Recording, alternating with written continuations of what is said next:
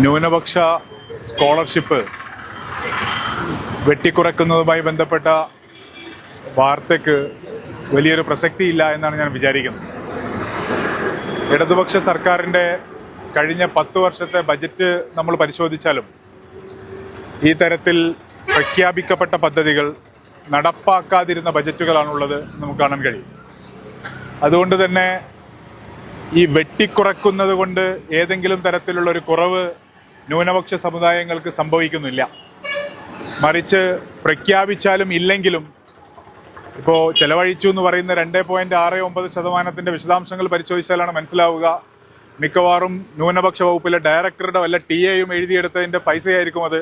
അല്ലാതെ വിദ്യാർത്ഥികൾക്ക് സ്കോളർഷിപ്പ് കൊടുത്തേണ്ടാവാനുള്ള ഒരു സാധ്യതയും അക്കാര്യത്തിലില്ല. അതുകൊണ്ട് തന്നെ ബജറ്റ് വിഹിതം വെട്ടിക്കുറക്കുന്നതിൻ്റെ പ്രശ്നം മറ്റൊരു തരത്തിലാണ് നമ്മൾ അതിനെ കാണേണ്ടത്. അത് സർക്കാരിൻ്റെ തീരുമാനിച്ചുറപ്പിച്ച ഒരു രാഷ്ട്രീയ പദ്ധതിയുടെ ഭാഗമാണ്. കേരളത്തിലെ ന്യൂനപക്ഷങ്ങളെ സംബന്ധിച്ചിടത്തോളം ഇന്ത്യയിലെ തന്നെ ന്യൂനപക്ഷങ്ങളോട് നമ്മുടെ നാട്ടിലെ ഭരണകൂടം സ്വീകരിച്ചുകൊണ്ടിരിക്കുന്ന സമീപനം നമുക്കറിയാവുന്നതാണ്. ന്യൂനപക്ഷ പദ്ധതികൾ പൂർണ്ണമായും വെട്ടിക്കുറക്കുകയോ സച്ചാർ കമ്മീഷനുമായി ബന്ധപ്പെട്ട് സർക്കാർ പ്രഖ്യാപിച്ച മുഴുവൻ പദ്ധതികളും അതോടനുബന്ധിച്ചുണ്ടായ വഖഫ് ഭേദഗതി ഉൾപ്പെടെ അട്ടിമറിക്കുകയും ചെയ്യുന്ന സംഘപരിവാറിന്റെ നീക്കങ്ങളോട് അതിനോട് ചേർന്ന് നിൽക്കുന്ന ഒരു പദ്ധതി ഈ സംസ്ഥാന സർക്കാർ കൂടി നടപ്പാക്കുന്നു എന്നതാണ് ഇതിന്റെ രാഷ്ട്രീയം എന്ന് പറയുന്നത്. ഈ മന്ത്രി അബ്ദുറഹ്മാന്റെ വസതിയിലേക്ക് മാർച്ച് നടത്തുന്നത് ഒരു തരത്തിൽ അദ്ദേഹത്തെ ഏതെങ്കിലും തരത്തിൽ പ്രയാസപ്പെടുത്തും എന്ന് ഞാൻ വിചാരിക്കുന്നില്ല. കാരണം അദ്ദേഹത്തെ സംബന്ധിച്ചിടത്തോളം തൻ്റെ മന്ത്രി പദവിക്ക് വേണ്ടി ആത്മാഭിമാനം പണയം വെച്ചു കഴിഞ്ഞ ഒരു മന്ത്രിയാണ് അദ്ദേഹം എന്ന് പറയാതിരിക്കാൻ കഴിയില്ല. നമുക്ക് സ്കോളർഷിപ്പിന്റെ വിഷയത്തിൽ മാത്രമല്ല അത് കാണാൻ കഴിയുക, മറിച്ച് അദ്ദേഹത്തിന്റെ മണ്ഡലത്തിൽ അദ്ദേഹത്തിന് കൂടി പങ്കുണ്ട് എന്ന് സംശയിക്കപ്പെടുകയും ആരോപിക്കപ്പെടുകയും ചെയ്ത താനൂർ ബോട്ടപകടം നമ്മുടെ മനസ്സിലുണ്ട്. ആ താനൂർ ബോട്ടപകടവുമായി ബന്ധപ്പെട്ട ഇരകൾക്ക് നഷ്ടപരിഹാരം നൽകുന്നതിന് പോലും ഇതുവരെ ശ്രമിച്ചിട്ടില്ലാത്ത ഒരു മന്ത്രിയാണ് അദ്ദേഹം. അദ്ദേഹം 50-ലധികം രാജ്യങ്ങൾ സന്ദർശിച്ചിട്ടുണ്ട് എന്നാണ് അദ്ദേഹത്തിന്റെ സംസ്ഥാന സർക്കാരിന്റെ പ്രൊഫൈൽ പരിശോധിച്ചാൽ അദ്ദേഹം തന്നെ അവകാശപ്പെടുന്നതായിരിക്കുമല്ലോ അത്. 50-ലധികം രാജ്യങ്ങൾ സന്ദർശിച്ച മന്ത്രി അബ്ദുറഹ്മാനോട് ഞാൻ ചോദിക്കാൻ ആഗ്രഹിക്കുന്നു, തങ്ങളുടെ നാട്ടിൽ അപകടം സംഭവിച്ച താനൂർ ബോട്ടപകടവുമായി ബന്ധപ്പെട്ട് താങ്കൾക്ക് നേരിട്ടല്ലെങ്കിലും താങ്കൾക്ക് കൂടി പങ്കുള്ള മനുഷ്യരുടെ ജീവനെടുത്ത ആ അപകടത്തിൽ പ്രയാസം അനുഭവിച്ചു കൊണ്ടിരിക്കുന്ന ഈ നാട്ടുകാരിയായ ജർസ എന്ന് പറയുന്ന ജാബിർ എന്നയാളുടെ ഒരു മകളുണ്ട്. താങ്കൾക്ക് സാധിക്കുമെങ്കിൽ അതിന്റെ ഒരുപാട് വാർത്തകൾ പുറത്തു വന്നിട്ടുണ്ട്. ആ കുട്ടി സ്കൂളിൽ പഠിക്കുന്ന കാലത്ത് സ്കൂളിൽ പഠിച്ചിരുന്നതിന്റെ വീഡിയോ, സ്കൂളിലെ കലാപരിപാടികളിൽ പങ്കെടുത്തതിന്റെ വീഡിയോകൾ നമുക്ക് കാണാൻ കഴിയും. എനിക്ക് ആ കുട്ടിയെക്കുറിച്ച് പറയുമ്പോൾ തന്നെ അത്രയധികം വൈകാരികമല്ലാതെ അതിനെ കാണാൻ കഴിയില്ല. ആ കുട്ടിയെ ഇപ്പോൾ നിങ്ങൾ സന്ദർശിച്ചാൽ ജന്മന ഓട്ടിസം ബാധിച്ച കുട്ടികൾക്കുള്ളതിന് സമാനമായ ശാരീരികമായ വിഷമതകളുമായി ഈ മന്ത്രി അബ്ദുറഹ്മാന്റെ നാട്ടിൽ നടന്ന അപകടത്തെ തുടർന്ന് സർക്കാർ ഇന്നേ വരെ അന്ന് മിംസ് ഹോസ്പിറ്റലിൽ ട്രീറ്റ്മെന്റിൽ നിന്ന് ഫോഴ്സ്ഫുള്ളി ബലാത്കാരമായി പറഞ്ഞുവിട്ടതിന് ശേഷം 1 രൂപ കൊണ്ട് സഹായിച്ചിട്ടില്ലാത്ത ഒരു പെൺകുട്ടിയെ, ഒരു 9 വയസ്സുകാരിയെ, 11 വയസ്സുകാരിയായ ജർസയെയും 9 വയസ്സുകാരിയായ അവളുടെ അനിയത്തിയെയും നിങ്ങൾക്ക് കാണാൻ കഴിയും. ഈ അർത്ഥത്തിൽ തന്റെ മണ്ഡലത്തിലുണ്ടായ ഒരു അപകടത്തിൽപ്പെട്ട ഒരു പെൺകുട്ടിയുടെ, ഒരു പിഞ്ചു കുഞ്ഞിന്റെ ആരോഗ്യ പ്രശ്നത്തെ പോലും അഭിമുഖീകരിക്കാൻ ശേഷിയില്ലാത്ത ഒരാളാണ് കേരളത്തിന്റെ ഈ മന്ത്രി എന്ന് പറയുന്നത്. അദ്ദേഹത്തെ സംബന്ധിച്ചിടത്തോളം തന്റെ സമുദായത്തെക്കുറിച്ച് ആലോചിക്കാൻ അദ്ദേഹത്തിന് കഴിയില്ല. ഏറ്റവും ഒരു തമാശ എന്ന് പറയുന്നത് മന്ത്രി അബ്ദുറഹ്മാൻ ആ നിലക്ക് ഈ നാട്ടുകാരുടെ സ്വന്തം നിലക്ക് നിലയും വിലയും ഉണ്ടായിരുന്ന ഒരു മന്ത്രിയാണ്. മന്ത്രിയാകുന്നതിന് മുമ്പ് അദ്ദേഹം ഈ നാട്ടിൽ സാമൂഹ്യ പ്രവർത്തനങ്ങളിൽ ഏർപ്പെട്ടിരുന്നു. തന്റെ സാമ്പത്തിക ശേഷിയുടെ കൂടി പിൻബലം കൊണ്ടാണെങ്കിലും പൊന്നാനി ലോകസഭാ മണ്ഡലത്തിൽ 25,000 വോട്ടിനാണ് ET മുഹമ്മദ് ബഷീർ സാഹിബിനോട് അദ്ദേഹം പരാജയപ്പെടുന്നത്. എന്നിട്ട് അദ്ദേഹം താനൂരിൽ മത്സരിക്കുമ്പോൾ 4,000-ൽ പരം വോട്ടുണ്ടായിരുന്നു. ആകെ പിന്നെ സംഭവിച്ചത് എന്താണെന്ന് വെച്ചാൽ അദ്ദേഹം CPIM-ന്റെ അംഗത്വമെടുത്ത് CPIM ഏരിയ കമ്മിറ്റി അംഗമാവാൻ തീരുമാനിച്ചു. തൊട്ടടുത്ത തെരഞ്ഞെടുപ്പിൽ അദ്ദേഹത്തിന് കിട്ടിയത് 985 വോട്ട് മാത്രമാണ്. ഞാൻ അബ്ദുറഹ്മാനെ ഓർമ്മപ്പെടുത്താൻ ആഗ്രഹിക്കുന്നു, ഇനിയും തെരഞ്ഞെടുപ്പ് വരും. ഏരിയ കമ്മിറ്റി അംഗമായതുകൊണ്ട് പാർട്ടി സീറ്റ് തരുമോ എന്ന് എനിക്കറിയില്ല. സ്വതന്ത്രർക്ക് കിട്ടുന്ന പരിഗണന പാർട്ടി അംഗമായ അബ്ദുറഹ്മാന്, അതും ഒരു മുസ്ലിം സമുദായത്തിൽ നിന്നുള്ള അബ്ദുറഹ്മാന് പാർട്ടി തരുമോ ഇല്ലയോ എന്ന് എനിക്കറിയില്ല.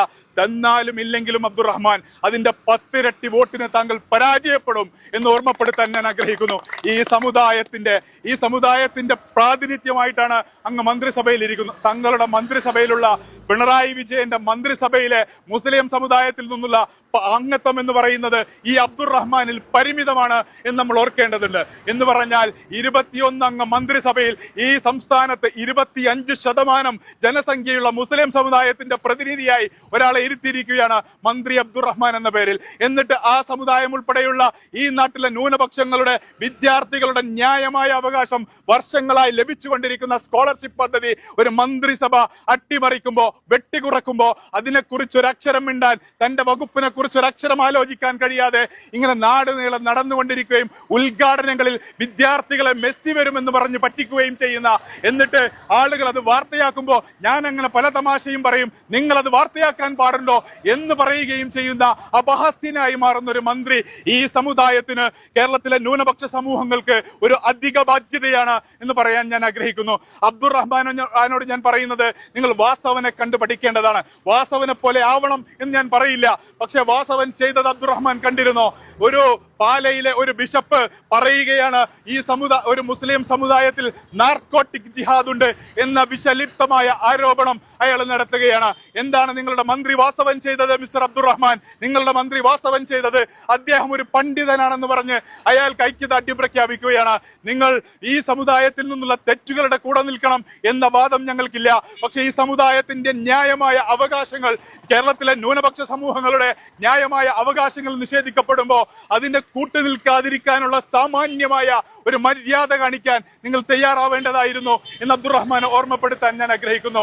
ഈ നാട്ടിലെ ന്യൂനപക്ഷ സമൂഹങ്ങളോട് ഇവർ കാണിച്ചു കൊണ്ടിരിക്കുന്ന കൊടും ക്രൂരതകളുടെ ഒരു തുടർച്ച മാത്രമാണിത്. 80-20 എന്ന് പറയുന്ന ഒരു പദ്ധതി, 80-20 എന്ന് പറഞ്ഞ് കേന്ദ്ര സർക്കാരിന്റെ സ്കോളർഷിപ്പ് വിതരണവുമായി ബന്ധപ്പെട്ട് സച്ചാർ കമ്മീഷന്റെ ഭാഗമായി ഉണ്ടായിരുന്ന ന്യൂനപക്ഷ സ്കോളർഷിപ്പ് അട്ടിമറിച്ചതിന്റെ രീതി നമ്മൾ കണ്ടതാണ്. കോടതികളെ കൂടി ഉൾപ്പെടുത്തിക്കൊണ്ട് അതിലൊരു അട്ടിമറി സംസ്ഥാന സർക്കാർ നടത്തുന്നു. അതിലൊരു അപ്പീൽ പിന്നീട് സർക്കാർ നൽകുന്നു. ആ അപ്പീൽ ഏതെങ്കിലും തരത്തിലുള്ള ഒരു ഫോളോ അപ്പ് നടത്താൻ സർക്കാർ തയ്യാറായിട്ടില്ല. മറിച്ച് സവർണ ക്രിസ്ത്യൻ സമൂഹത്തെ കൂടി ഈ പദ്ധതിയുടെ ഭാഗമാക്കി ആദ്യം കൊണ്ടുവരിക, എന്നിട്ട് ന്യൂനപക്ഷ സ്കോളർഷിപ്പുകൾ പൂർണ്ണമായി അട്ടിമറിക്കുകയും ചെയ്യുക.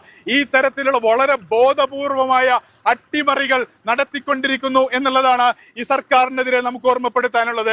അതിൽ കവിഞ്ഞ് ബജറ്റ് വിഹിതം എന്ന് പറയുന്നത് ഒരു തമാശ മാത്രമാണ്. ഈ സർക്കാരിന്റെ ബജറ്റ് പരിശോധിച്ചാൽ നിങ്ങൾക്ക് അതിലൊരു ടൈറ്റിൽ കാണാൻ കഴിയും, മുന്നാക്കക്ഷേമം ബാർ പിന്നാക്കക്ഷേമം എന്നാണ്. മുന്നാക്കക്ഷേമം എന്ന് പറയുന്ന പദ്ധതിയുടെ അപഹാസ്യത നിങ്ങളൊന്ന് ആലോചിച്ച് നോക്കൂ.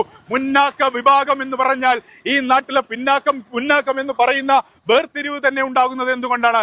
ഈ നാട്ടിലെ ജനങ്ങൾക്കിടയിൽ ജാതീയമായ വിവേചനങ്ങളുടെ പേരിൽ ആളുകൾ പിന്നാക്കമാക്കപ്പെട്ട ഇതിന്റെ പേരിലാണ് പിന്നാക്കക്ഷേമ പദ്ധതികൾ ഉണ്ടാകുന്നത്, സംവരണം ഉണ്ടാകുന്നത് എന്ന് നമുക്കറിയാം.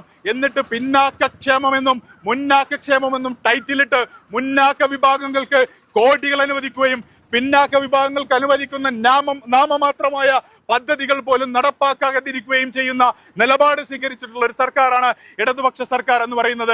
അത് ഈ കാലഘട്ടത്തിൽ മാത്രമല്ല, തോമസ് ഐസക്ക് ഈ സംസ്ഥാനത്ത് ധനകാര്യ വകുപ്പ് മന്ത്രിയായിരിക്കുന്ന കാലം മുതൽ മുന്നാക്കക്ഷേമ പദ്ധതികൾക്ക് ഫണ്ട് അനുവദിക്കുകയും അത് പൂർണ്ണമായും ഉപയോഗപ്പെടുത്തുകയും പിന്നാക്ക വകുപ്പിന് പദ്ധതികൾ വെട്ടിക്കുറക്കുകയും അനുവദിക്കുന്ന പദ്ധതികൾ പോലും നടപ്പാക്കാതിരിക്കുകയും ചെയ്യുന്ന പതിവ് ഇടതുപക്ഷ സർക്കാർ ആവർത്തിച്ചു പോരുന്നുണ്ട്. ആ ആവർത്തിച്ചു പോരുന്ന പദ്ധതികളുടെ ഭാഗമാണിത് എന്ന് നമ്മൾ മനസ്സിലാക്കേണ്ടതുണ്ട്. പിണറായി വിജയൻ, ഞാൻ സംശയിക്കുന്നു, പിണറായി വിജയന്റെ രാഷ്ട്രീയ പദ്ധതി കൂടിയാണിത്. ഈ നാട്ടിലെ ന്യൂനപക്ഷങ്ങൾക്ക് ഞങ്ങൾ പങ്കുവെട്ടിക്കുറക്കുന്നു എന്ന വാർത്തയിൽ നിന്ന് പോലും മുസ്ലിം വിരുദ്ധതയുടെ അന്തരീക്ഷമുള്ള ഈ നാട്ടിൽ രാഷ്ട്രീയ ലാഭം ഉണ്ടാക്കാം എന്ന് ഈ ഇടതുപക്ഷ സർക്കാർ പദ്ധതി ലക്ഷ്യമിടുന്നുണ്ടോ എന്ന് സംശയിച്ചാൽ പോലും അത്ഭുതപ്പെടാനില്ലാത്ത സാഹചര്യമാണ് ഈ നാട്ടിൽ നിലനിൽക്കുന്നത്.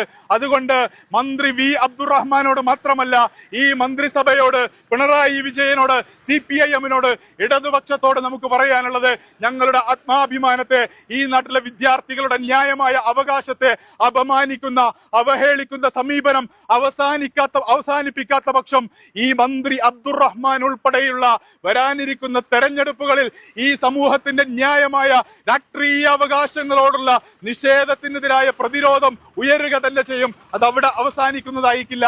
ഈ തെരുവുകളിൽ അബ്ദുറഹ്മാൻ ഉൾപ്പെടെയുള്ള കാപ്പട്യ രാഷ്ട്രീയക്കാരുടെ പദ്ധതികൾ തുറന്നു കാണിക്കപ്പെടും. ഞാൻ സൂചിപ്പിച്ചല്ലോ, സ്വന്തം നാട്ടിലെ ഒരു പിഞ്ചു കുഞ്ഞിനെ സന്ദർശിക്കാനോ ആ കുഞ്ഞിന്റെ ന്യായമായ പ്രശ്നങ്ങളെ കാണാനോ കഴിയാത്ത ക്രൂരമായ മനസ്സുള്ള ഒരാളായി മാറുന്നത് എന്തുകൊണ്ടാണെന്ന് വെച്ചാൽ, ഏതൊരു സാധാരണ മനുഷ്യനും CPIM-ന്റെ ഏരിയ കമ്മിറ്റി അംഗമായാൽ മനുഷ്യനല്ലാതായി തീരുമെന്നുള്ളത് കൊണ്ടാണ്. അങ്ങനെ മനുഷ്യനല്ലാതായി തീരുന്ന രാഷ്ട്രീയ സാഹചര്യത്തെ തിരിച്ചറിയാനുള്ള സാമാന്യ ബുദ്ധി കാണിക്കുന്നതാണ് ഭാവിയിൽ രാഷ്ട്രീയ പ്രവർത്തനം നടത്താൻ ഉദ്ദേശമുണ്ടെങ്കിൽ അബ്ദുറഹ്മാന് നല്ലത് എന്ന് സ്നേഹബുദ്ധിയ ഓർമ്മപ്പെടുത്തിക്കൊണ്ട് SIO-വിന് അഭിവാദ്യങ്ങൾ അർപ്പിച്ചുകൊണ്ട് ഞാൻ അവസാനിപ്പിക്കുന്നു. അസ്സലാമു അലൈക്കും.